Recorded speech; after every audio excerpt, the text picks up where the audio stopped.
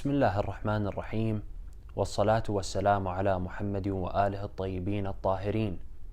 انتهى شهر الخير والبركة، شهر رمضان، أعاده الله عليكم بالخير والبركة والعافية. ولكن هذا لا يعني أن نغلق القرآن ونضعه على الرف، بل لا بد من الاستمرار في تلاوته وتدبر آياته.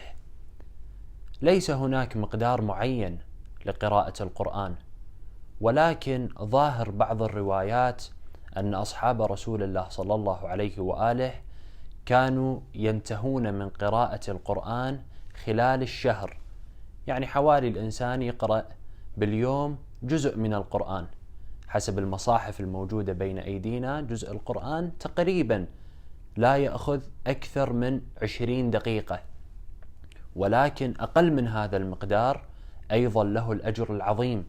في مضمون الرواية ينقله الشيخ الكليني أعلى الله مقامه في كتابه الكافي عن أبي جعفر عليه السلام الإمام الباقر أنه قال: قال رسول الله صلى الله عليه وآله: من قرأ 10 آيات في ليلة لم يكتب من الغافلين، ومن قرأ 50 آية كتب من الذاكرين، ومن قرأ 100 آية كتب من القانتين، ومن قرأ 200 آية كتب من الخاشعين، ومن قرأ 300 آية كتب من الفائزين، ومن قرأ 500 آية كتب من المجتهدين، ومن قرأ 1000 آية كتب له قنطار من تبر، يعني الذهب. القنطار 15,000 مثقال من ذهب، والمثقال 24 قيراطا، أصغرها مثل جبل أحد، وأكبرها ما بين السماء والأرض. كل هذا الأجر للإنسان الذي يواظب ويقرأ القرآن. ممكن شخص يقول: أنا إنسان مشغول في عملي وعندي مسؤوليات كثيرة.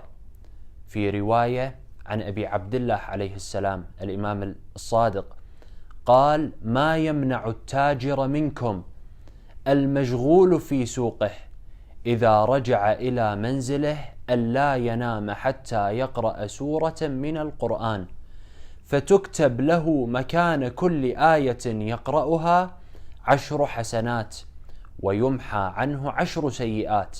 وقراءة القرآن لها الأثر الكبير في حياة الإنسان.